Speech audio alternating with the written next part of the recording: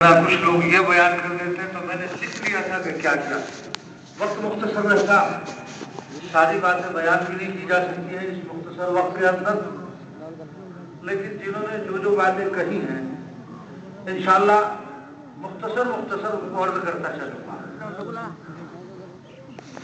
اللہ تبارک و تعالیٰ نے ہمیں جو مذہب دیا وہ مذہب کامل اور مکمل ہے، تم آگے کو بیٹھ جاؤ، اس کے اوپر دوسرا اس میں کوئی نقص نہیں ہے، کوئی کمی نہیں ہے۔ چنانچہ رسول اللہ صلی اللہ علیہ وسلم نے حجۃ الوداع کے موقع پر جو آیت آپ پر نازل ہوئی تھی اس آیت کی آپ نے تلاوت فرمائی، الیوم اکملت لکم دینکم واتممت علیکم نعمتی ورضیت لکم الاسلام دینا۔ اللہ نے اس دین کو مکمل کر دیا، ہر اعتبار سے یہ دین کامل اور مکمل ہے، جیسے ہمارا مذہب مکمل ہے، ہمیں جو نبی دیا گیا ہے وہ بھی کامل اور اکمل ہے، جو دین دیا گیا وہ بھی کامل اور اکمل ہے، اس کی جو تعلیمات ہیں وہ بھی کامل اور مکمل ہے۔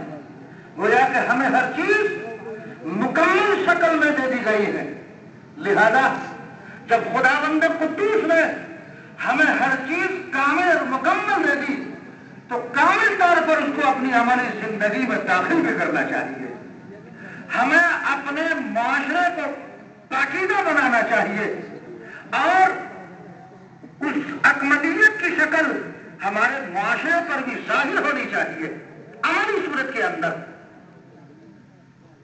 نبی کریم صلی اللہ علیہ وسلم نے حجۃ الوداع کے موقع پر فرمایا، اللہ نے جو کچھ مجھے دیا وہ میں نے تم تک پہنچا دیا، بلغت۔ صحابہ نے فرمایا، صحابہ نے عرض کیا بلغت، آپ نے فرمایا میں نے پہنچا دیا، صحابہ نے عرض کیا آپ نے بے شک پہنچا۔ تب حضور پاک علیہ السلام نے فرمایا کہ جو حاضر ہے وہ غائب کو پہنچا دے، جو یہاں موجود نہیں ہے، جو باتیں اس وقت بیان کی گئی ہے وہ باتیں جو یہاں موجود نہیں ہیں ان کو پہنچا دے۔ چنانچہ صحابہ کرام رضی اللہ عنہم اجمعین دین کی اس محنت کو لے کر دنیا میں چل پڑے، نکل پڑے، اور ایسے نکلے اسی کو علامہ اقبال نے کہا، دشت تو دشت ہے دریا بھی نہ چھوڑے، ہم نے بحر ظلمات میں دوڑا دیے گھوڑے ہم نے۔ تو اللہ تبارک و تعالیٰ نے ہمیں کامل نظام دیا ہے، کامل دستور دیا ہے، قرآن کی شکل میں، محمد رسول اللہ صلی اللہ علیہ وسلم کی شکل میں، آپ کی تعلیمات کی شکل میں، لہذا ہمارا معاشرہ مکمل پاکیزہ تبھی بن سکتا ہے جب ہم اپنے معاشرے کے اندر رسول اللہ صلی اللہ علیہ وسلم کی تعلیمات کو عملی طور پر نافذ کریں گے، تبھی ہمارا معاشرہ پاکیزہ بن سکتا ہے، اس کے اندر اکملیت تبھی پیدا ہو سکتی ہے کہ جو کامل دین اللہ کے رسول صلی اللہ علیہ وسلم کو دیا گیا اور اللہ کے رسول صلی اللہ علیہ وسلم نے اس کامل دین کو صحابہ کی طرف منتقل کیا اور صحابہ نے تعلیم کی طرف وہ منتقل ہوتا ہوا ہم تک پہنچا ہے، لہذا ہم اس کو اپنی عملی زندگی کے اندر داخل کریں۔ اگر ہم نے اس شریعت کو جو کامل اور مکمل ہے اپنی عملی زندگی کے اندر داخل کر لیا تو ہمارا معاشرہ بھی کامل بن جائے گا، پاکیزہ بن جائے گا، صاف اور ستھرا بن جائے گا۔ طلاقوں کی کثرت جو آج ہمارے معاشرے میں رائج ہے، رسول اللہ صلی اللہ علیہ وسلم نے علامات قیامت آپ نے بیان فرمائی، فتنے کی نشانیاں صلی اللہ علیہ وسلم نے جو بیان فرمائی ہے، ایک روایت میں فتنے کی 72 نشانیاں بیان کی گئی ہیں، ان 72 نشانیوں میں سے ایک نشانی آقا نامدار جناب رسول اللہ صلی اللہ علیہ وسلم نے یہ بھی بیان فرمائی ہے کہ طلاق کی کثرت ہوگی، زنا کی کثرت ہوگی، شراب عام ہوگی، جوا عام طور پر کھیلا جائے گا، لوگ لہو لعب کے اندر بلا دریغ ملوث ہوں گے، نہ بڑے کا امتیاز ان کے سامنے رہے گا، نہ چھوٹوں پر شفقت رہے گی۔ ایک طویل حدیث میں رسول اللہ صلی اللہ علیہ وسلم نے ان علامات کو بیان فرمایا ہے، ان میں سے ایک علامت آپ نے یہ بھی بیان فرمائی کہ طلاق کثرت سے دی جائے گی۔ چنانچہ اللہ تبارک و تعالیٰ نے آیت شریفہ نازل فرمائی، اسی پس منظر کے اندر زمانہ جاہلیت کے اندر تعالیٰ راضی لا تتخذوا آیات اللہ ہزوا. اس آیت کی تفسیر میں لکھا حضرت ابو درداء رضی اللہ تعالیٰ عنہ فرماتے ہیں کہ لوگ پہلے طلاق دے دیا کرتے تھے اور طلاق دینے کے بعد کہا کرتے تھے ہم نے تو مذاق میں طلاق دے دی, ہم نے دل سے کوئی طلاق نہیں دی ہے. وہ اپنی باندیوں اور غلاموں کو آزاد کر دیا کرتے تھے اور آزاد کرنے کے بعد کہا کرتے تھے کہ ہم نے تو مذاق میں دی ہے, ہم نے تو ہنسی کے اندر دی ہے, ہم نے تو ویسے ہی بطور استہزاء یہ جملے کہہ دیے ہیں, ہماری مراد ہرگز یہ نہیں ہے. خداوند قدوس نے ان کی شنیع حرکت پر اللہ نے اس آیت کو نازل فرمایا لا تتخذوا آیات اللہ ہزوا. اللہ کی آیات کو مذاق نہ اڑاؤ, مذاق مت بناؤ. خداوند قدوس کی شریعت کے ساتھ اللہ تبارک و تعالیٰ کے احکامات کے ساتھ کھلواڑ کا معاملہ مت کرو. علامہ حیثمی رحمۃ اللہ علیہ نے مجموع الزوائد میں فتویٰ نقل کیا ہے حضرت فضیلہ رحمۃ اللہ علیہ سے, فرمایا لا یجوز صلاۃ لا یجوز اللعب. 3 چیزیں ایسی ہیں جن کے ساتھ کھلواڑ جائز نہیں ہے. وہ 3 چیزیں کیا ہیں؟ الطلاق والنکاح والعفت. کہ 3 چیزوں کے اندر کھیل کود ان کو بنانا, مذاق ان کو بنانا یہ جائز نہیں ہے. ان میں سے طلاق ہے کہ آدمی نے اس کو کھیل سمجھ لیا ہے, نکاح کیا اور طلاق دے دی, نکاح کیا اور طلاق دے دی. یہ کوئی کھیل اور کود کی چیز نہیں ہے. شریعت کو کھلواڑ بنانا اندیشہ ہے. اگر تم نے شریعت کو کھلواڑ بنایا اندیشہ ہے سوء خاتمے کا کہ تمہارا خاتمہ ایمان پر نہ ہو, اس چیز کا اندیشہ ہے. اب علامہ جوزجانی رحمۃ اللہ علیہ نے ایک بڑی خطرناک بات ارشاد فرمائی ہے کہ 3 طلاق جو لوگ ایک مجلس میں جانے کے بعد پھر میاں بیوی کی طرح ازدواجی تعلقات کو قائم رکھے, علامہ جوزی رحمۃ اللہ علیہ فرماتے ہیں اندیشہ ہے ایسے شخص کا خاتمہ ایمان پر نہ ہو. تو اس لیے رسول اللہ صلی اللہ علیہ وسلم نے فرمایا کہ 3 چیزیں ایسی ہیں کہ جن کی حقیقت تو حقیقت ہے ہی, ان کا مذاق بھی حقیقت ہے. ثلاث جدہن جد وحضرہن جد. آقا نے فرمایا کہ 3 چیزیں ایسی ہیں جن کی حقیقت تو حقیقت ہے ہی, ان کا مذاق بھی حقیقت ہے. وہ 3 چیزیں کیا ہیں؟ الطلاق والنکاح والعتاق. طلاق آپ نے ارشاد فرمایا کہ طلاق اگر کوئی مذاق میں بھی دے دیتا ہے, ہنسی اور زندگی میں بھی یہ الفاظ اپنی زبان سے نکال دیتا ہے, زندگی برباد ہو گئی تو طلاق ہو گئی. وہ کہتا ہے کہ صاحب مذاق میں دی تھی, ہنسی میں دی تھی, غصے میں دی تھی, بعض مرتبہ کہتا. تو ان کی حقیقت تو حقیقت ہے ہی, لیکن اگر مذاق میں دے رہا ہے تب بھی طلاق واقع ہو جاتی ہے. اللہ کے رسول صلی اللہ علیہ وسلم نے ارشاد فرمایا تو حضرت ابو درداء رضی اللہ تعالیٰ فرماتے ہیں کہ اس آیت کا جو پس منظر ہے لا تتخذوا آیات اللہ ہزوا, وہ یہ ہے کہ جب لوگ مذاق میں طلاق دے دیا کرتے تھے اور ان کو پھر اپنی بیویاں بنا کر کے رکھتے تھے, اللہ تبارک و تعالیٰ نے اس پر تنبیہ فرمائی کہ نہیں, اس کی اجازت نہیں ہے. اللہ کی شریعت کے ساتھ کھلواڑ مت کرو. اگر اللہ کی شریعت کے ساتھ تم نے کھلواڑ کیا دنیا میں بھی پریشان رہو گے اور آخرت کے اندر بھی پریشان رہو گے. ایک دوسری روایت جو میں نے آپ کے سامنے پڑھی, تزوجوا ولا تطلقوا, نکاح کرو طلاق مت دو. کیوں؟ اللہ کے رسول صلی اللہ علیہ وسلم نے کیا بیان فرمایا؟ ولا يحتد لها نعش. کہ آدمی جب طلاق دیتا ہے تو طلاق دینے کی وجہ سے عرش ٹہل جاتا ہے, بغیر کسی وجہ شریک طلاق دے رہا ہے تو یحتد لها العرش, عرش ہل جاتا ہے. یحتد لها العرش کا مطلب کیا ہے؟ علامہ مراوی رحمۃ اللہ علیہ فیض القدیر کے اندر لکھتے ہیں کہ جو فرشتے ہیں وہ بے چین ہو جاتے ہیں, ان کے اندر ایک اضطراری کیفیت پیدا ہو جاتی ہے کہ یہ کیا ہو گیا. شیطان روایت کے اندر آتا ہے کہ شیطان اپنے چیلوں سے پوچھتا ہے تم نے آج کیا کارنامے انجام دیے ہیں, کیا کیا کام کیے. ہر ایک اپنا اپنا کارنامہ بیان کرتا ہے, لیکن وہ شخص وہ شیطان جو اپنا کارنامہ بیان کرتا ہے کہ میں نے 2 آدمیوں میں لڑائی کرا دی یا طلاق واقع کرا دی, شیطان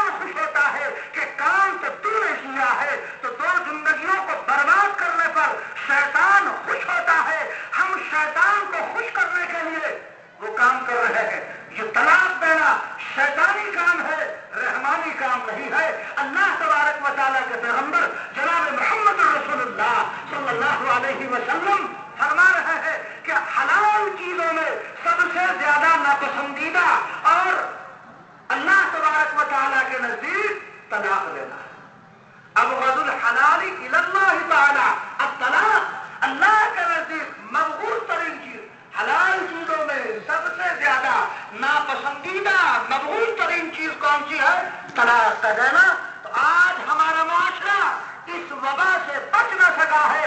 آج کا نوجوان نکاح ہوتا ہے، مزاج کے خلاف کوئی بات ہوتی ہے فوراً طلاق دے دیتا ہے. ارے بیوی اگر تمہاری نافرمانی کرتی ہے کسی بات پر تو دوستو یہ سوچو کہ میں رات دن رب کی کتنی نافرمانی کرتا ہوں. اگر اللہ کی نافرمانی کتنی ہم کر رہے ہیں، خداوند قدوس اپنے کرم کو روک لے، اپنے ابر رحمت کو ہم سے روک لے جتنی نافرمانیاں کر رہے ہیں. تو اگر بیوی ایک لمحے میں کوئی نافرمانی کر دے برداشت کر لو، دوسرے وقت میں اس کو سمجھا دو.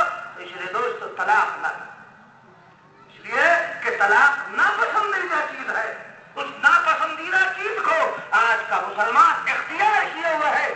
شراب پیے گا طلاق دے گا، مسلمانوں کا کام ہی رہ گیا ہے. میرا تو تجربہ ہے دارالفتہ میں وہاں سہارنپور، کوئی دن سجاتا ہوگا جس دن طلاق کا معاملہ آتا ہو کہ کیا ہوا، شراب پی اور طلاق دے دی، شراب پی اور طلاق دے دی. یہی مسلمان کی علامت بن چکا ہے کہ آج کا نوجوان شراب پیتا ہے اور شراب پی کر طلاق دیتا ہے، پھر کہتا ہے کہ شراب کے نشے میں طلاق دی ہے. تو شراب کے نشے میں تو طلاق واقع نہیں ہوتی ہے. ایک تو شراب پی، گناہ کیا، اکبر الکبائر کا ارتکاب کیا، اور اس کے بعد کہتا ہے کہ نشے کی حالت میں طلاق نہیں ہوتی ہے. نشے کی حالت میں طلاق واقع ہو جاتی ہے. فتاوی ہندیہ کے اندر فتویٰ موجود ہے کہ اگر کوئی آدمی حالت نشے میں طلاق دے دے تو طلاق واقع ہو جاتی ہے. تو آج کا نوجوان شراب پیے گا، کیا نکلا سب بیئر بھی ہے، بیئر تو شراب نہیں ہے. تو اگر پیشاب کا نام بدل دو تو کیا اس کا پینا جائز ہو جائے؟ ایک صاحب کہنے لگے کہ اگر پیشاب کو فلٹر کر دیا جائے تو پھر کیا حکم ہوگا؟ وہ تو نجس ہی رہے گا. پیشاب کو اگر فلٹر بھی آپ کر لیں تو وہ پاک تھوڑی ہو جائے گا، اس کا پینا جائز تھوڑی ہو جائے گا. تو اگر شراب کا نام کچھ اور رکھ دیا جائے، بیئر رکھ دیا جائے، یا کوئی اور نام ہو سکتا ہے وہ رکھ دیا جائے، جب اس کے اندر شکر ہے، اللہ کے رسول صلی اللہ علیہ وسلم کی حدیث موجود ہے کہ نشے والی چیز حرام ہے، جب اس کو حرام قرار کر دیا گیا. ایک آج کا نوجوان شراب کی حرمت کو سنتا ہے، اس کے کانوں میں بار بار آواز پڑتی ہے، عمل نہیں کرتا ہے. ایک وہ صحابہ کرام رضی اللہ عنہم اجمعین ہے، وہ شراب ان کی گھٹیوں کے اندر پڑی ہوئی تھی، شراب کے بڑے عادی تھے اہل عرب. لیکن جس وقت شراب کی حرمت نازل ہوئی ہے اللہ کے رسول صلی اللہ علیہ وسلم کی طرف سے، ایک صحابی مدینے کی گلیوں میں اعلان کرتے ہیں کہ اللہ کا حکم نازل ہو چکا ہے. رسول اللہ صلی اللہ علیہ وسلم نے میری یہ ڈیوٹی لگائی ہے کہ مدینے میں اعلان کر دیا جائے کہ شراب کی حرمت نازل ہو چکی ہے، لہذا شراب پینے کو حرام قرار دے دیا گیا. آج کے بعد کوئی شراب نہ پیے. لکھا ہے کہ مدینے کی گلیوں میں شراب ایسے بہ رہی تھی جیسے کوئی بارش ہو گئی ہو اور پانی بہ رہا ہو. صحابہ نے حکم کو سنا اور حکم کو سنتے ہی اس پر عمل شروع کر دیا. ایک ہم ہے رات اور دن احکامات شرعیہ کو سنتے ہیں، اللہ اور اللہ کے رسول صلی اللہ علیہ وسلم کی تعلیمات ہمارے سامنے بیان کی جاتی ہے، مگر ہمارے کان پر کیوں نہیں جمتی ہے؟ ہمارے عملی زندگی کے اندر اللہ کے رسول صلی اللہ علیہ وسلم کی وہ تعلیمات داخل نہیں ہوتی ہے. یہی فرق ہے. صحابہ کرام رضی اللہ عنہم اجمعین سن رہے ہیں، سنتے ہی فوراً انہوں نے عمل شروع کر لیا. اور ہم سنتے ہیں، بار بار بات کہی جا رہی ہے، علماء بیان کر رہے ہیں، خطبہ بیان کر رہے ہیں، مگر ہم پر کوئی اثر نہیں ہے. ہماری گاڑی کا جو پہیہ ہے وہ الٹا چل رہا ہے.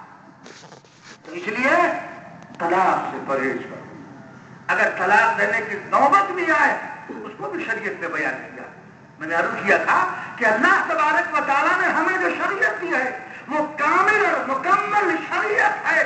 اللہ کے رسول صلی اللہ علیہ وسلم بیان فرماتے ہیں، ابو موسیٰ رضی اللہ تعالیٰ عنہ راوی ہے، کیا فرمایا؟ لا تطلق النساء الا من ریبہ. آپ نے فرمایا عورتوں کو طلاق مت دو. دیکھو ہماری شریعت میں، ہمارے مذہب میں کیسا اعتدال ہے. اللہ کے رسول نے کیا فرمایا؟ لا تطلق النساء الا من ریبہ. ریبہ کیا چیز ہے؟ بدی، برائی. اگر اس کے اندر کوئی ایسی بات ہے، برائی کی بات ہے، اس کا کردار اچھا نہیں ہے، اس کا اطوار اچھا نہیں ہے، اس کے اخلاق اچھے نہیں ہے، اس کی زندگی گندی ہے، اللہ کے رسول صلی اللہ علیہ وسلم نے ارشاد فرمایا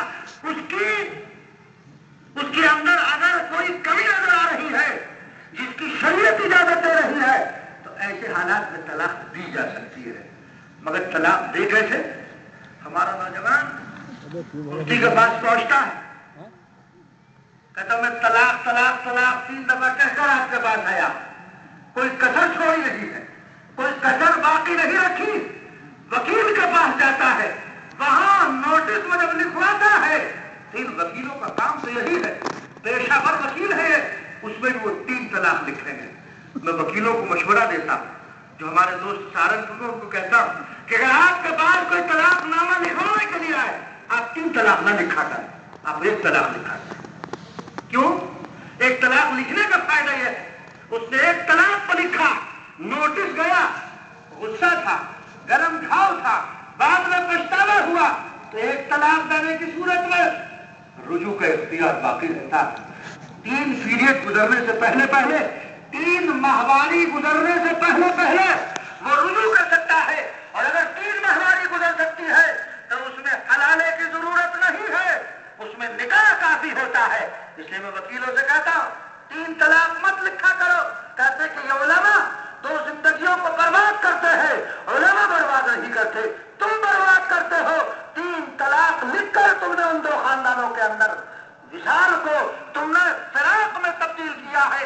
علماء حکم بیان کرنے والے ہیں، علماء 2 زندگیوں کو برباد کرنے والے نہیں ہے، برباد اس کرنے والے نے کیا ہے، یا تم کر رہے ہو۔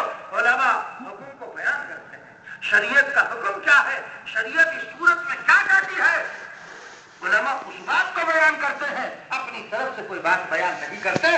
تو اس لیے اللہ کے رسول صلی اللہ علیہ وسلم نے طلاق کا طریقہ بھی بتایا ہے کہ طلاق اگر دی جائے، نباہ کی کوئی شکل نظر نہیں آتی ہے، مزاج میں توافق نہیں ہے، دونوں ایک ساتھ اکٹھا رہنے کے لیے تیار نہیں ہے، تو ایسی صورت میں کیا طریقہ اختیار کیا جائے؟ ہماری شریعت نے کیا ہدایات دی ہے؟ رسول اللہ صلی اللہ علیہ وسلم کی ایسی صورت میں تعلیمات کیا ہے؟ ہمیں کیا کرنا چاہیے؟ تو ہمیں بھی ایک زاویہ بتایا گیا ہے، ایک طریقہ بتایا گیا ہے، ایک نہج بتایا گیا ہے کہ طلاق دو تو اس نہج پر دو، اس طریقے پر دو، اس طرح دو، جس کو فقہا نے بالترتیب بیان کیا ہے۔ روایات کے اندر تو ہے، فقہا نے قرآن اور احادیث کی روشنی میں اس کو مرتب کر کے بیان کر دیا ہے۔ تو اللہ کے رسول صلی اللہ علیہ وسلم نے کیا بیان فرمایا؟ لا تطلقوا النساء، عورتوں کو طلاق مت دو، لیکن پھر فرمایا رعایت رکھی گئی، رعایت رکھی گئی، بدمزاج ہو سکتی ہے، شوہر بھی ہو سکتا ہے، عورت بھی ہو سکتی ہے، دونوں کے مزاج میں توافق نہ ہو، ایسا ہو سکتا ہے، تو آقا نے فرمایا من ریبا، ریبا کی وجہ سے، بد اخلاقی کی وجہ سے، بدسلوکی کی وجہ سے طلاق دی جا سکتی ہے۔ لیکن آقا نے ایک بات اور بیان فرمائی، فإن اللہ لا يحب السباقین ولا السباقات، اللہ تبارک و تعالی پسند نہیں کرتا ہے ذائقہ چکھنے والوں اور ذائقہ چکھنے والوں کو۔ کیا مطلب ہوا؟ اس کا مطلب کیا ہے؟ ذواقات اور ذواقین کا مطلب کیا ہے؟ یعنی اللہ تبارک و تعالی اس بات کو پسند نہیں کرتا کہ تم طلاق کرو، تم نکاح کرو، ایک دوسرے سے لذت حاصل کرو، پھر طلاق دے دو، پھر جو ہے نکاح کرو، ایک دوسرے سے لذت حاصل کرو، پھر طلاق دے دو۔ آقا نے فرمایا اللہ اس بات کو پسند نہیں کرتا ہے کہ تم نکاح کرو اور طلاق دو، نکاح کرو اور طلاق دو، نکاح کرو اور طلاق دو، اس بات کی اللہ تبارک و تعالی اجازت نہیں دیتا۔ فإن اللہ لا يحب السباقین ولا السباقات، یہ روایت میں آقا نے بیان فرمایا۔ اسی طرح ایک روایت ہے حضرت ثوبان رضی اللہ تعالیٰ عنہ اس کے راوی ہیں، ایما امرأة سألت زوجها الطلاق من غیر باس فحرام علیہا رائحۃ الجنہ، اگر میری آواز عورتوں تک پہنچ رہی ہو تو اس روایت کو اور تو بھی غور سے سن لیں۔ حضرت ثوبان رضی اللہ تعالیٰ عنہ راوی ہے، یہ روایت مسند احمد میں موجود ہے، سنن بیہقی میں موجود ہے، سنن ابی داؤد میں موجود ہے، سنن ترمذی میں بھی یہ روایت موجود ہے، صحیح ابن حبان میں یہ روایت موجود ہے، اور یہ روایت صحیح ہے۔ محدثین نے اس روایت پر صحت کا حکم لگایا، اور الجامع الصغیر شیخ ناصر الدین البانی کی کتاب ہے، اس میں بھی یہ روایت موجود ہے. یہ بڑا نقاد محدث گزرا. ایک بات اب کر دوں, جب ناصر الدین البانی کا نام آیا, چونکہ یہاں اہل علم بھی موجود ہوں گے, ایک طالب علمانہ بات اپنے مطالعے کی روشنی میں, کہ جامع صغیر یہ اصل کتاب ہے امام جلال الدین سیوطی رحمۃ اللہ علیہ, اس پر انہوں نے تکمیلہ لکھا زیارت کر کے ناصر الدین البانی نے. لیکن وہ بڑے نقاد اہل عرب کے یہاں یہ شخص بڑا مقبول ہے. امام بخاری رحمۃ اللہ علیہ کے بعد اہل عرب اس کو رتبہ دیتے ہیں ناصر الدین البانی کو امام بخاری کے بعد. لیکن وہ بھی اس روایت پر صحت کا حکم لگاتا ہے, اگرچہ ہمارے علماء محدثین کے یہاں شیخ ناصر الدین البانی کی تحقیقات معتبر نہیں ہے. کیوں؟ اس لیے کہ اس نے صحیح بخاری, صحیح مسلم, صحیح ابو داؤد, ابو داؤد, صحیح نسائی, نسائی, صحیح ترمذی, تمام کتابوں کے اندر اس نے یہ ذکر دیا. ناصر الدین البانی نے, یہ بڑا معروف ہے عرب کے اندر, اس کی تحقیقات کا بڑا اعتبار کیا جاتا ہے, ایک سند کی حیثیت سے پیش کیا جاتا ہے. مگر ہمارے علماء کے یہاں یہ مقبول نہیں ہے, اس کی تحقیقات مقبول نہیں ہے. بہت سے علماء متاثر ہیں. دمام میں ایک عالم حسن علی السقاف, شافعی عالم, بڑے جید عالم, اللہ نے حدیث میں بڑا مقام اور بڑی مہارت ان کو دی ہے. وہ ناصر الدین البانی کے دور میں موجود ہے. اس کو چیلنج کیا, ناصر الدین البانی نے راہ فرار اختیار کی, مقابلے میں ٹھہرا نہیں ہے. انہوں نے کتاب لکھی, اہل علم حضرات چاہے تو اس کا مطالعہ کریں, اس کا نام الانتقاد. اس میں ناصر الدین البانی کے تناقضات کو پیش کیا کہ اس کے تناقضات کتنے, 8 جلدوں میں کتاب لکھی انہوں نے. بڑے بہترین محقق عالم, کبھی ان کے سامنے ناصر الدین البانی نہیں پہنچا. کی ضمن بات کی تو حالانکہ وہ بڑا نقاد, لیکن اپنی کتاب جامع صغیر میں لکھتا ہے کہ یہ روایت صحیح ہے. کون سی؟ جو بھی میں نے آپ کے سامنے پڑھی, ایما امرأة سألت زوجها الطلاق من غیر بأس فحرام علیها رائحة الجنہ. اللہ کے رسول صلی اللہ علیہ وسلم نے کیا فرمایا, اس کا ترجمہ سنیں. حضور پاک علیہ السلام نے فرمایا, کوئی عورت اپنے شوہر سے بغیر کسی وجہ شرعی کے, بغیر کسی وجہ شرعی, من غیر باسن کا ترجمہ کیا ہے, بغیر کسی وجہ کے, شرعی قید بین لگا, اس کو بین القوسین لکھ دو. اللہ کے رسول نے فرمایا کہ کوئی شخص, کوئی عورت بغیر کسی وجہ کے, وجہ شرعی کے شوہر سے طلاق کا مطالبہ کرتی ہے, آقا نے فرمایا وہ جنت کی خوشبو نہیں پائے. اگر عورتوں تک میری آواز پہنچ رہی ہو تو وہ اس روایت کو یاد کر لے. آقا نے فرمایا اگر کوئی عورت اپنے شوہر سے طلاق کا مطالبہ کرتی ہے بغیر کسی وجہ کے, یہ قید یاد رکھنا, اس لیے کہ بعض مرتبہ شوہر بھی ظالم ہوتے ہیں, بلا وجہ کے ظلم کرتے ہیں. ہر یہ نہیں, یہ ضروری نہیں کہ عورت کی غلطی ہو, مردوں کی بھی غلطی ہوتی ہے. تو اللہ کے رسول صلی اللہ علیہ وسلم نے قید بیان فرمائے, من غیر باسن, بغیر کسی وجہ کے اگر عورت اپنے شوہر سے طلاق کا مطالبہ کرتی ہے تو اللہ کے رسول صلی اللہ علیہ وسلم فرما رہے ہیں کہ وہ عورت جنت کی خوشبو نہیں پائے. اس لیے میرے بالخصوص نوجوان دوستو, طلاق کو کھلواڑ مت بناؤ. یہ طلاق دے کر شریعت کے ساتھ مذاق ہے, شریعت کے ساتھ کھلواڑ ہے کہ آج اس سے نکاح کیا, اس کو طلاق دی, دوسری کر لی, اس کو طلاق دی, تیسری کر لی, یہ کھلواڑ ہے. اور یاد رکھو جو اللہ کے احکامات کے ساتھ کھلواڑ کرے گا, اللہ کی شریعت کو کھلواڑا بنائے گا, خدا بندہ قدوس اس کو دنیا میں بھی رسوا اور ذلیل کرے گا اور آخرت میں بھی رسوا اور ذلیل ہوگا. آج آپ دیکھ لیجئے پوری دنیا کی جو صورتحال ہے وہ آپ کے سامنے ہے. آپ اخبارات مجھ سے زائد پڑھتے ہیں, میڈیا سے باخبر آپ مجھ سے زائد ہوں گے. پورے دنیا کے اندر جو مسلمانوں کی صورتحال ہے وہ کیا ہے, وہ آپ مجھ سے زیادہ واقف ہیں.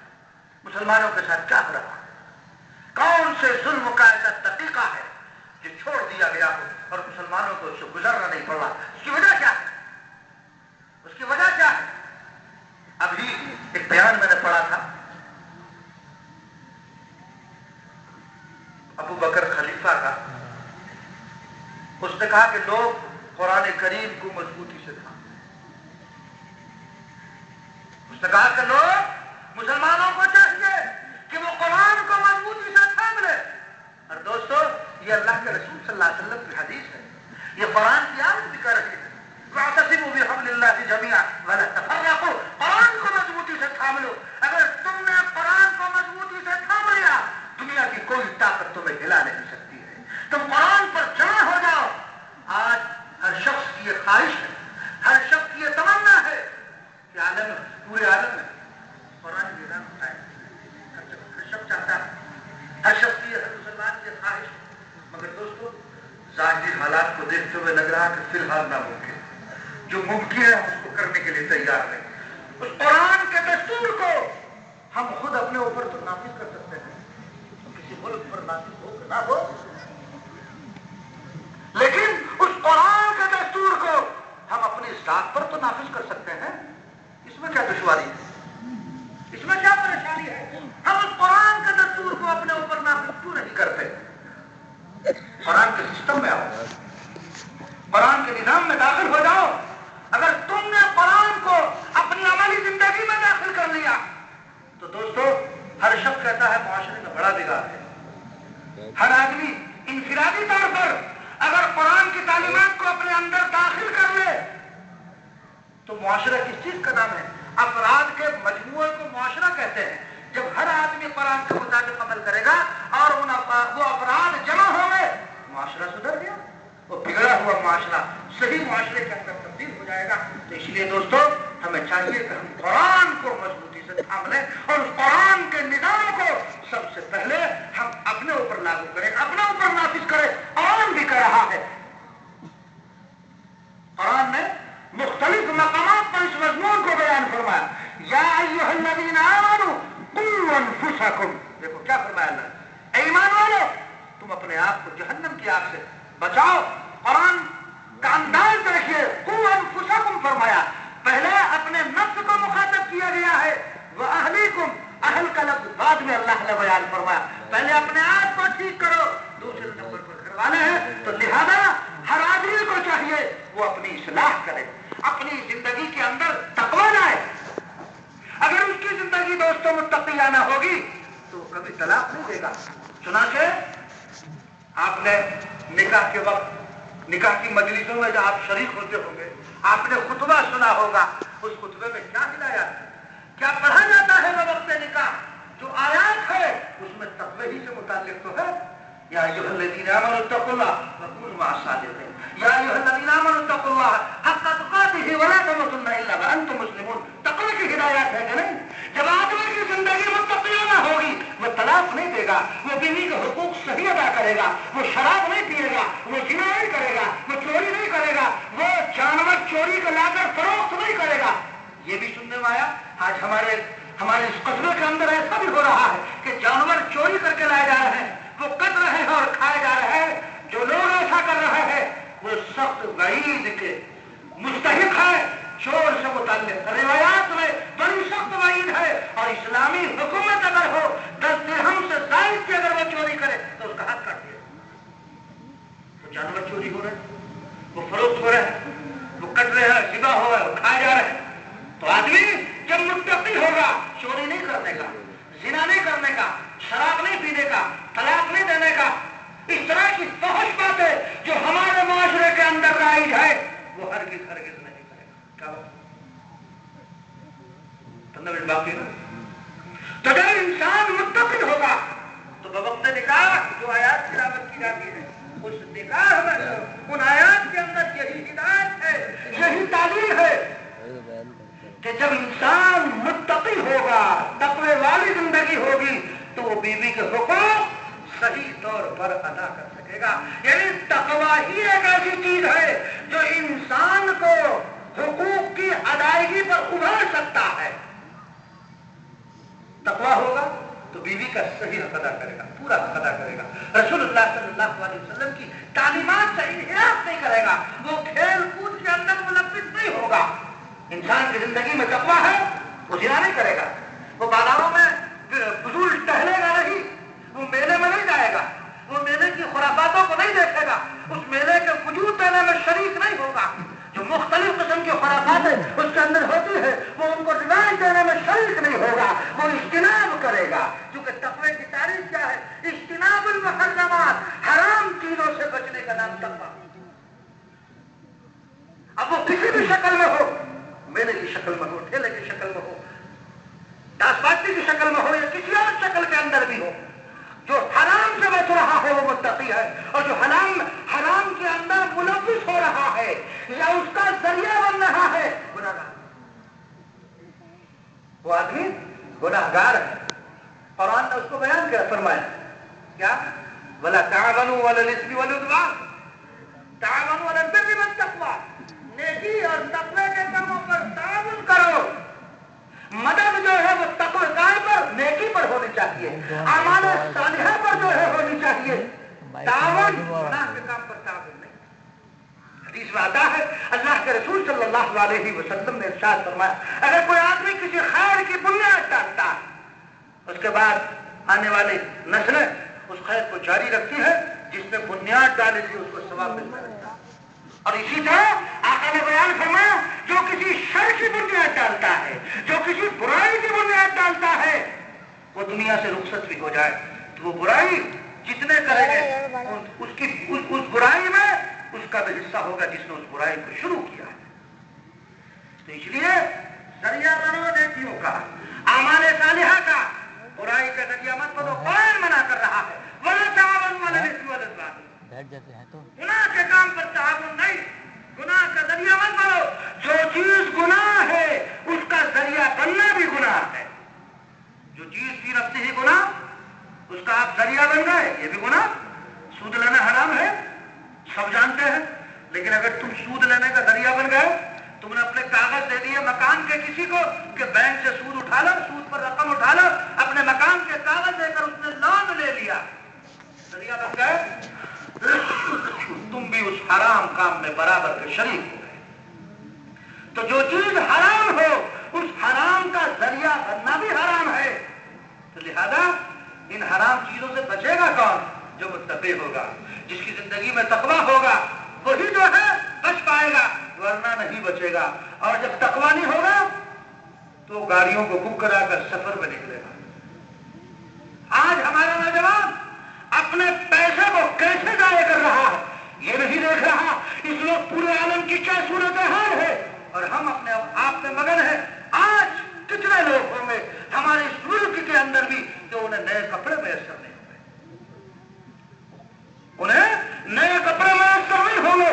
اور دوسرے ملکوں میں آپ غزہ میں دیکھیے، سیریا کے اندر دیکھیے، حلب پر نظر ڈالیے، آپ مجھ سے زیادہ اخبارات پڑھتے ہوں گے۔ آج وہاں دیکھیے کیا وہاں لوگ نئے کپڑوں میں ملبوس ہیں؟ اللہ نے جس نعمت سے ہمیں سرفراز کر رکھا اور اس نعمت پر ہمیں شکر ادا کرنا چاہیے، اسی شکر کے لیے آج ہم یہاں پر جمع ہوئے ہیں۔ کتنے لوگ ہیں جن کی عید آنسوؤں سے ہو رہی ہے، انہیں کھانے کے لیے کھانا میسر نہیں، پہننے کے لیے کپڑا میسر نہیں، انہیں اجاڑ دیا گیا، ان کے مکانوں کو منہدم کر دیا گیا، بلڈوزر چلا کر ان کی بلڈنگوں کو اڑا دیا گیا ہے۔ آج وہ درخت کے نیچے اپنی زندگی کو بسر کر رہا ہے۔ تو آج کا ہمارا نوجوان عید ہوتی ہے اور عید ہوتے ہی گاڑی بک کر کے کہاں گھومنے نکل جاتے ہیں، اس شراب اور کباب کا پورا فائدہ اٹھاتے ہیں، مال بھی ان کے پاس ہوتا ہے، اور مال کے ساتھ جب جوانی بھی ہو، مال بھی تو پاس موجود ہو، تو پھر آدمی جب جوانی ہوتی ہے اور مال بھی ہے تو پھر وہ شراب میں، کباب میں، زنا میں مبتلا ہوتا ہے۔ کیا ضرورت ہے سفر کرنے کی؟ اپنے پیسے کو برباد کرنے کی کیا ضرورت ہے؟ کیا تمہیں اللہ کے یہاں حساب نہیں دینا؟ یہ مال تمہارا نہیں، اللہ کا ہے۔ حدیث میں آتا ہے اللہ کے رسول صلی اللہ علیہ وسلم نے ارشاد فرمایا کل قیامت میں ایک مالدار کو لایا جائے گا، اس مالدار سے اللہ تبارک و تعالیٰ فرمائیں گے کہ ہم نے تمہیں مال دیا تھا، کیا کیا تم نے اس مال کا؟ کہے گا اللہ میں نے اس مال کو مدارس میں دیا، مساجد میں دیا، بیواؤں پر خرچ کیا، پکنک پر خرچ کیا۔ اللہ تعالیٰ فرمائیں گے میرے بندے تو نے جن مقاصد کے لیے کیا تھا وہ مقصد تیرا پورا ہو گیا۔ مقصد کیا تھا؟ لوگ یہ کہیں گے بڑا دیالو، یہ بڑا فراج ہے، بڑا خرچ کرنے والا ہے، حاتم زمانہ ہے، یہ مقاصد ہے.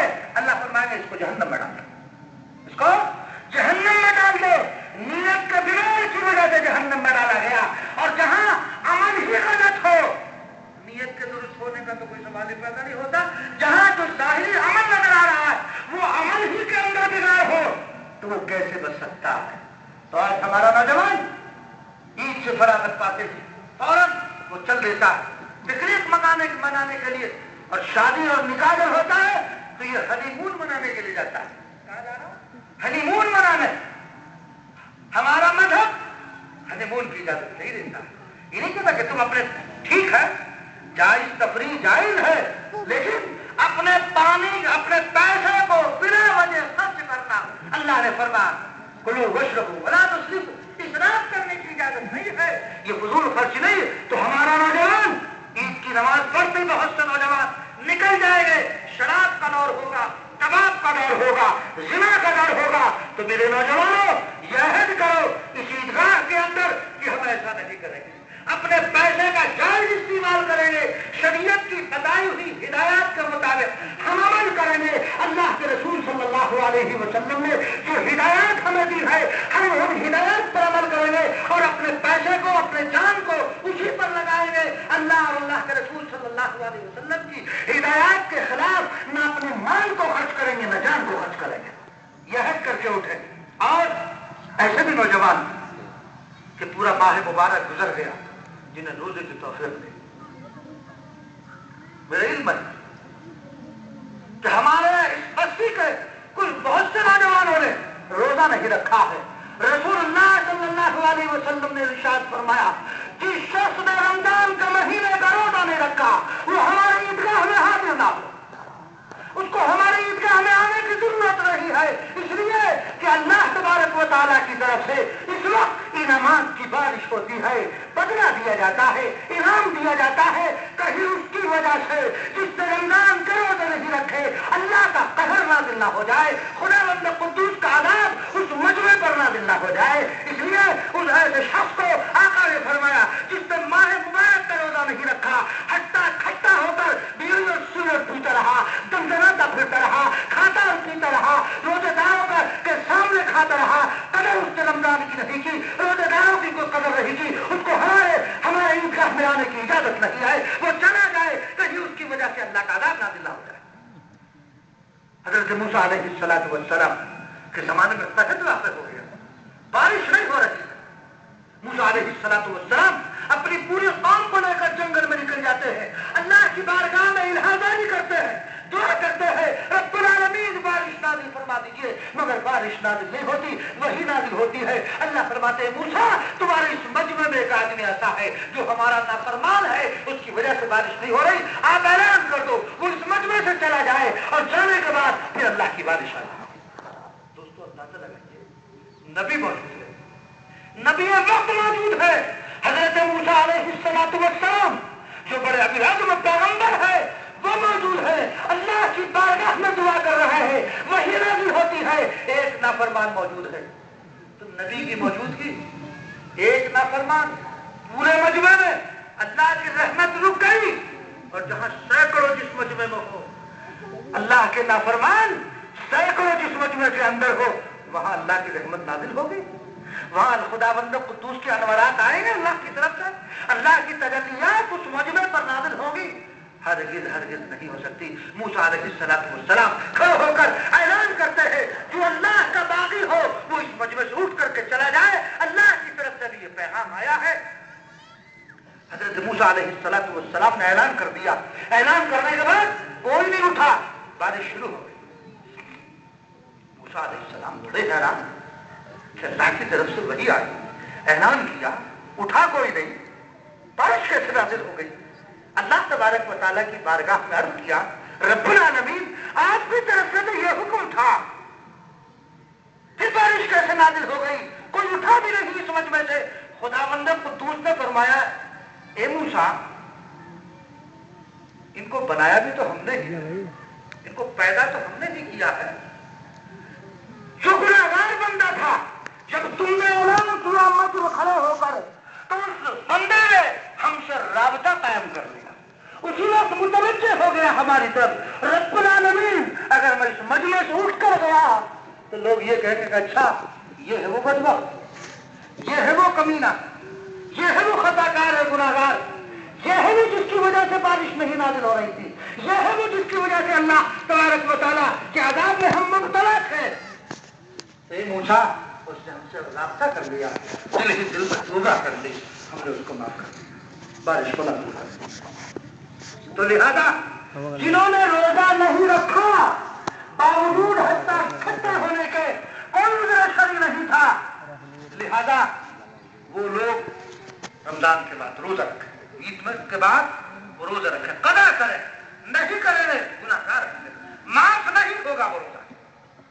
آپ یہ سوچ رہے ہو معاف ہو جائے گا توبہ کر لیں گے، نہیں، روزہ رکھو پھر توبہ کرو، اللہ کی ذات سے امید ہے معافی ہے۔ اس لیے حدیث میں آتا ہے اللہ کے رسول صلی اللہ علیہ وسلم نے ارشاد فرمایا اگر کوئی آدمی گناہ کرتا ہے توبہ کر لیتا ہے تو وہ اصرار کرنے والوں میں سے نہیں ہے، وہ اصرار کرنے والوں میں سے نہیں ہے۔ ٹھیک ہے نہیں رکھا، اب ندامت ہوئی ہے، توفیق مل رہی ہے اب، تو میرے عزیز نوجوانوں جنہوں نے روزہ نہیں رکھا رمضان المبارک میں، کوئی عذر شرعی ان کو نہیں تھا، وہ قضا کرے، اللہ سے معافی مانگے، امید ہے خدا بند قدوس کی ذات سے کہ وہ تمہارے گناہوں کو معاف کر دے گا۔ اللہ کا دریائے رحمت جو ہے بڑا وسیع ہے، اس کی وسعت کا اندازہ نہ آپ کر سکتے ہیں نہ میں کر سکتا۔ تو اس لیے جتنے بھی حضرات یہاں پر موجود ہیں اور ان میں اگر کوئی ایسا ہے یا میری آواز وہاں تک پہنچ رہی ہے جنہوں نے روزہ نہیں رکھا، وہ روزے کی قضا کر لے، وہ روزہ رکھ لے، اپنے رب کو منا لے۔ کیوں اس ایک شخص کی وجہ سے کہیں ایسا نہ ہو کہ یہ سارا کا سارا مجمع اللہ کے سامنے رو کر گڑگڑا کر مارے اور ان کی دعا کو رد کر دیا جائے، اس کی وجہ سے اللہ تبارک و تعالیٰ کے عذاب کے یہ بھی مستحق بن جائے۔ تو اس لیے ذمہ داری، ایک مرتبہ حضرت لقمان تشریف لے جا رہے تھے، بیٹا ساتھ تھا، گھوڑے پر جا رہے تھے، گھوڑا مر گیا راستے میں، تو بیٹے سے کہنے لگے دیکھو بیٹے ہر کام میں اللہ کی مصلحتیں ہوا کرتی ہیں۔ تو لگے اللہ گھوڑا مر گیا، اس میں اللہ کی کیا مصلحت ہے؟ یعنی بیٹے مصلحت ہے اللہ کی، ہمیں اس پر راضی رہنا چاہیے۔ کچھ دور چلے، پیر میں کچھ چبھا،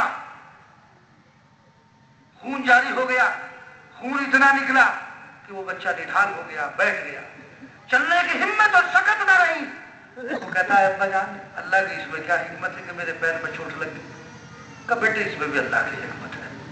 معلوم ہوا کہ حکمت یہ تھی جس بستی کی طرف تشریف لیے جا رہے تھے اللہ تبارک و تعالیٰ کی طرف سے جبرائیل علیہ السلام کو یہ حکم مل چکا تھا کہ جس بستی کی طرف میرے برگزیدہ بندہ جا رہا ہے اس کے پہنچنے سے پہلے پہلے اس بستی کو ہلاک کر دو، کہیں ایسا نہ ہو میرا یہ برگزیدہ بندہ اس بستی میں پہنچے اور اس کے عذاب میں یہ بھی مبتلا ہو جائے۔ بستی کے قریب تھے، اللہ کا عذاب نازل ہوا، اس بستی کو ہلاک کر دیا گیا۔ حضرت لقمان نے اپنے بیٹے سے کہا کہ بیٹے دیکھو اللہ کی یہ حکمت اور مصلحت، ضروری نہیں ہے اللہ کے احکامات کی مصلحتیں اور حکمتیں ہماری عقل میں آ جائے، سمجھ میں آ جائے، ضروری نہیں ہے۔ فرمایا کہ دیکھو اللہ کی یہ حکمت تھی، اگر ہم گھوڑے پر سوار ہوتے، تیز رفتار گھوڑا، جلدی سے بستی میں پہنچ جاتے، ہم بھی ہلاک ہو جاتے۔ اللہ کو اس عذاب سے بچانا مقصد تھا، اللہ کو اس عذاب سے بچانا مقصود تھا، اس لیے ہمارا گھوڑا مرا، تمہارے پیر میں چوٹ لگی، یہاں تک پہنچ نہیں پائے، اس لیے جن لوگوں نے روزہ نہیں رکھا وہ نیت کر لیں ابھی کہ انشاءاللہ ہم روزہ رکھیں گے، دل دل میں اللہ سے توبہ کر لیں، تو امید ہے انشاءاللہ اللہ تبارک و تعالیٰ کی جو باران رحمت نازل ہو رہی ہے وہ رکے گی نہیں، پھر بعد میں اس کی قضا کر لیں۔ تو بات یہ چل رہی تھی طلاق سے متعلق، کئی منٹ بعد پورا ہو گیا ٹائم، چلیے ٹائم پورا ہو گیا، بس ایک آخری بات، تو طلاق دینے کا بھی طریقہ شریعت نے بتایا، ایک دم طلاق نہیں دے دینا چاہیے۔ میں نے ابھی وہ بتا بھی دیا کہ اگر طلاق کی نوبت آ بھی جائے، نبھا کی کوئی شکل نہ بن پائے، تو اس کی شکل یہ ہے کہ آدمی پاکیزگی کے زمانے میں جب عورت حیض سے پاک ہو جائے تو ایک طلاق دے دے، بس ایک طلاق دے کے الگ ہو جائے.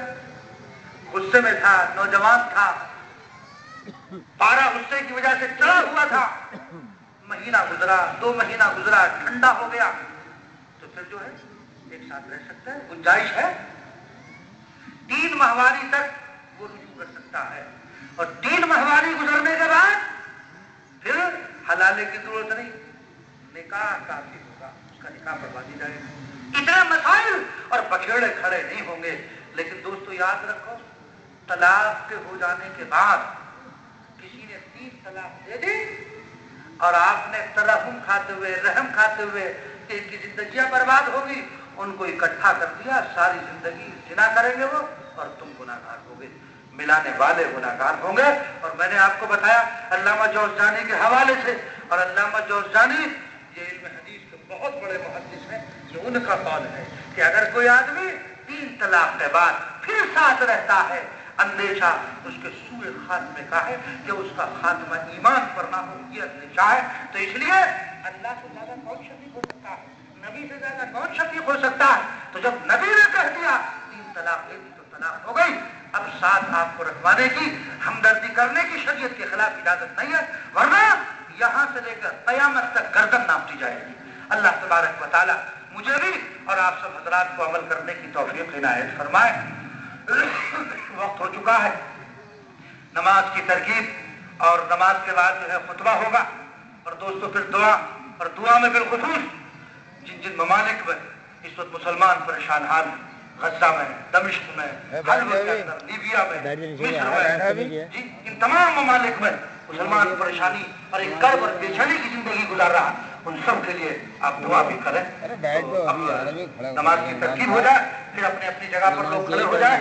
نماز کی ترکیب کیونکہ سال میں 2 ہی مرتبہ ہوتی ہے، بھول جاتا ہے آدمی، بس بعد مرتبہ بتانے والا بھی بھول جاتا ہے، ایسا ہو جاتا ہے. غلطی ممکن ہے، یہ نہیں کہ بھائی آپ سے غلطی ہو سکتی ہے، مجھ سے نہیں ہو سکتی، نہیں ہو سکتی.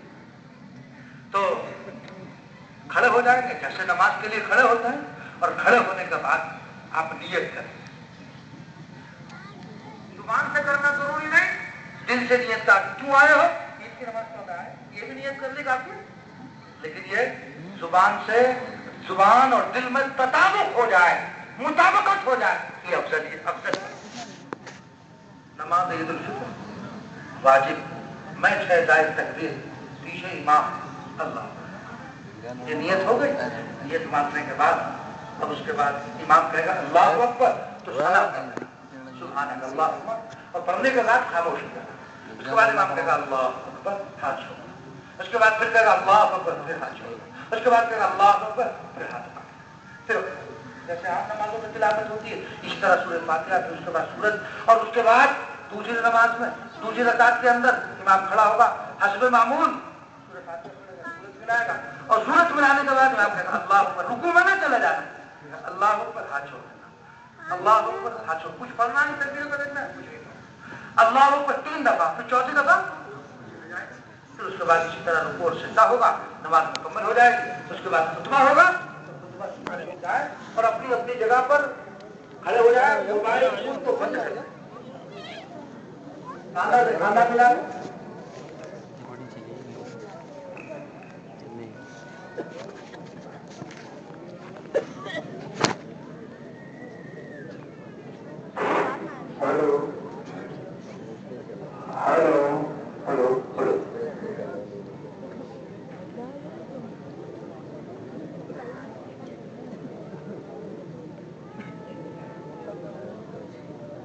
مکبرین حضرات جو اپنی اپنی جگہ چل رہا ہے، کسی کا کوئی لوگ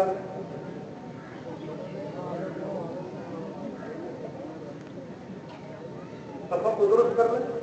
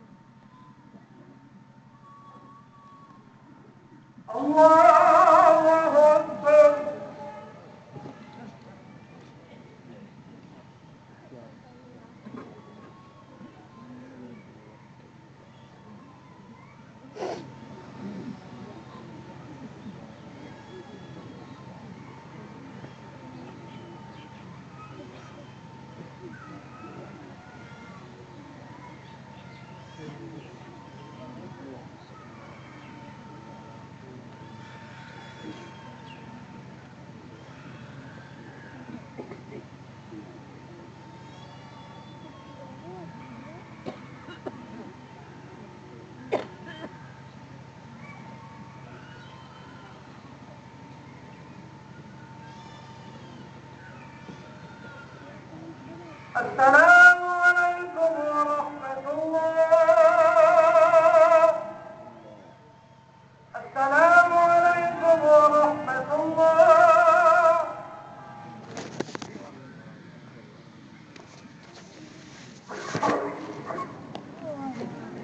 اللهم صل على سيدنا ونبينا ومولانا محمد عبده ورسوله. ربنا ظلمنا انفسنا وان لم تغفر لنا وترحمنا لنكونن من الخاسرين. لا اله الا انت سبحانك اني كنت من الظالمين. واعف عنا واغفر لنا وارحمنا، انت مولانا فانصرنا على القوم الكافرين. اے اللہ ہمارے گناہوں کو معاف فرما، ہماری خطاؤں کو درگزر فرما۔ اے اللہ بہت گناہگار خطا کار، اے اللہ ریاکار، رب کریم ہم نے رات کی تاریکیوں میں تیری نافرمانیاں کی، دن کے اجالے میں ہم سے گناہ سرزد ہوئے۔ اے اللہ ہم سے چھوٹے گناہ سے سرزد ہوئے اور بڑے گناہ۔ رب کریم پورا ماہ مبارک گزر گیا، جیسا اس کو گزارنا چاہیے تھا ویسا نہیں گزار پائے۔ اے اللہ یقیناً ہم مجرم ہیں، خطا کار ہیں۔ اے اللہ تو ہماری خطا کو معاف فرما۔ آپ تو بہت قریب ہیں۔ اے اللہ آپ کی بے پایا رحمتیں ہم پر نازل ہوتی رہتی ہے۔ رب کریم تو ہماری گرفت نہ فرما، اسی عمل پر اے اللہ گرفت نہ فرمائیے گا۔ رب کریم پورے ماہ مبارک کے جو روزے رکھے ان کو قبول فرما، اے اللہ ان کو قبول فرما دیجیے۔ جو نمازیں پڑھی، جو تراویح پڑھی، جو قرآن کریم سنا، اے اللہ پڑھا، ذکر و اذکار کیے، رب کریم ان تمام کو شرف قبولیت سے نواز دے۔ اے اللہ شرف قبولیت سے نواز دے۔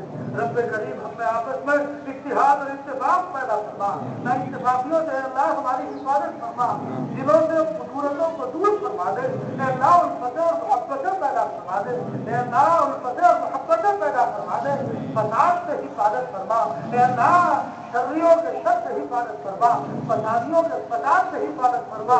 اے اللہ پورے ملک میں امن و امان کا معاملہ فرما، ہمارے قصبے میں امن و امان کا معاملہ فرما۔ اے اللہ امن و امان کا معاملہ فرما، ہر قسم کی بے چینی اور قرض سے حفاظت فرما۔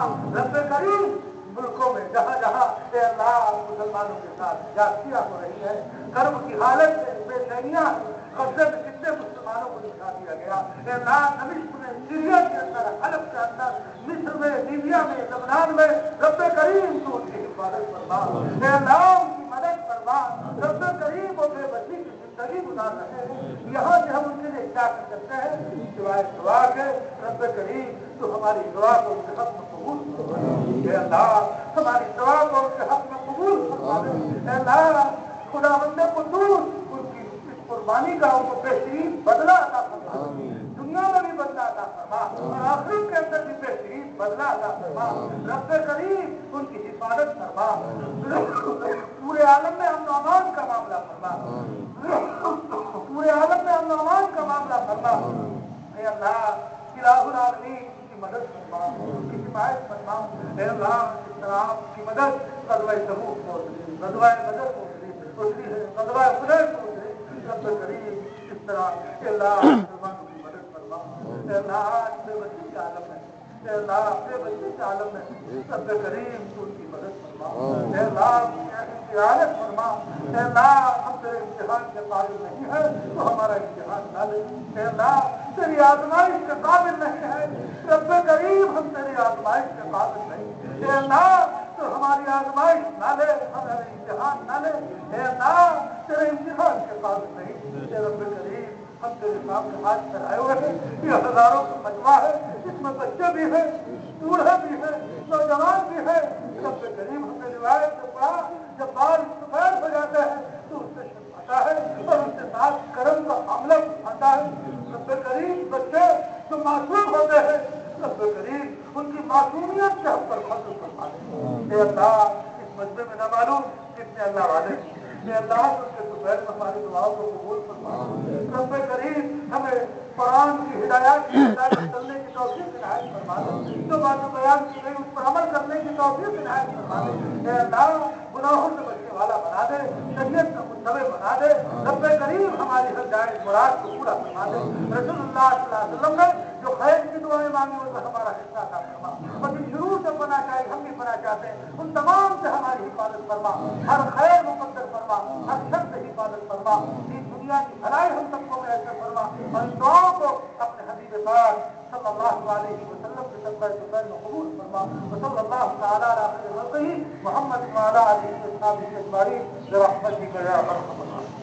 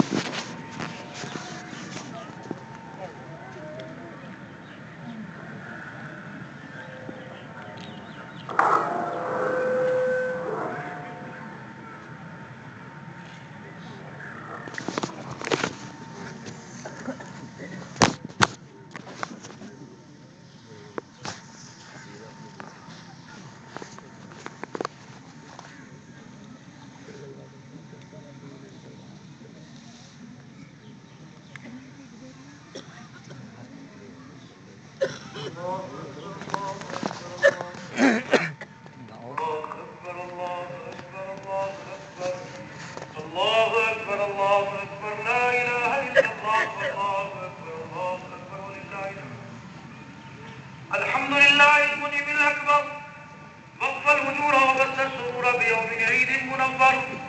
الله أكبر الله أكبر لا إله إلا الله والله أكبر الله أكبر ولله الحمد.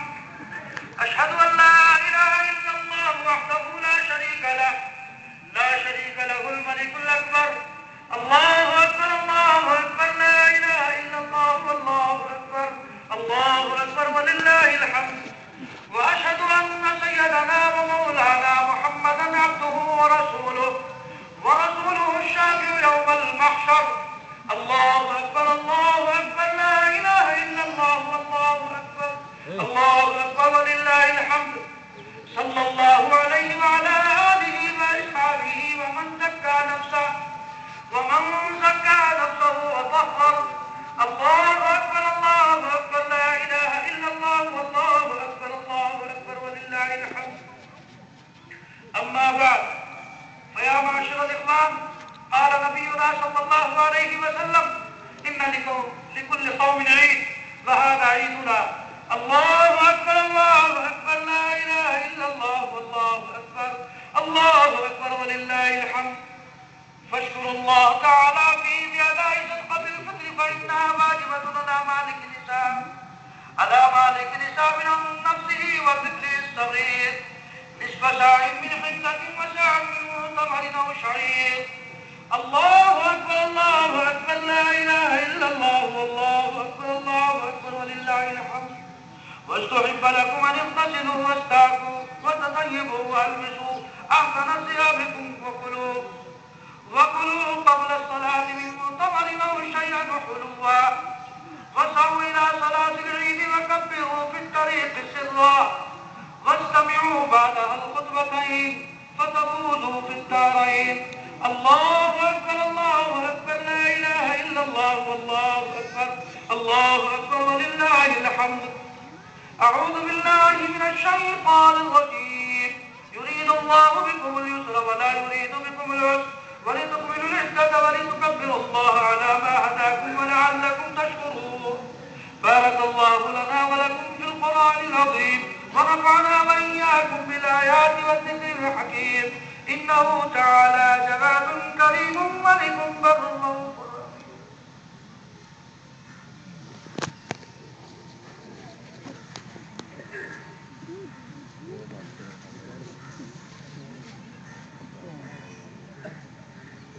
الله أكبر الله أكبر الله أكبر الله أكبر الله أكبر الله أكبر الله أكبر لا إله إلا الله والله أكبر ولله الحمد. الحمد لله نحمده ونستعينه ونستغفره ونؤمن به ونتوكل عليه ونعوذ بالله من شرور أنفسنا ومن سيئات أعمالنا. من يهده الله فلا مضل له ومن يضلل فلا هادي له. ونشهد أن لا إله إلا الله وحده لا شريك له ونشهد أن سيدنا ومولانا محمدا عبده ورسوله الذي أرسل بالحق بشيرا ونذيرا. إن الله وملائكته يصلون على النبي يا أيها الذين آمنوا صلوا عليه وسلموا تسليما. تسليما اللهم صل وسلم وبارك على سيدنا محمد وعلى آله وأصحابه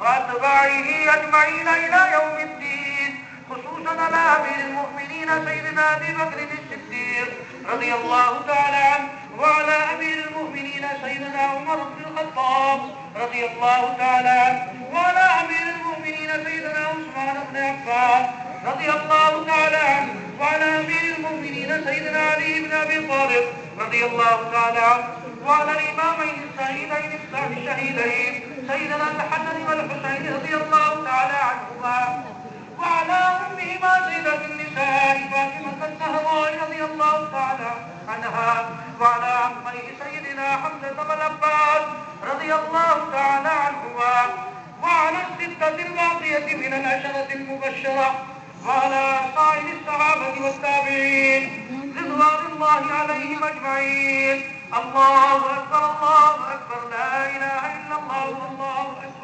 الله أكبر ولله الحمد اللهم اغفر للمؤمنين والمؤمنات والمسلمين والمسلمات الأحياء منهم والأموات برحمتك يا أرحم الراحمين أعوذ بالله من الشيطان الرجيم إن الله يأمر بالعدل والإحسان وإيتاء ذي القربى وينهى عن الفحشاء والمنكر والبغي يعظكم لعلكم تذكرون اذكروا الله يذكركم وادعوه يستجب لكم ولذكر الله تعالى أعلى وأولى وأعز وأجل وأتم وأقوى. کوئی بات اگر ایسی سنت آئے انتظامیہ کو مطلع کریں وہ اس کا تدارک کرے گی. آپ اپنے ہاتھ سے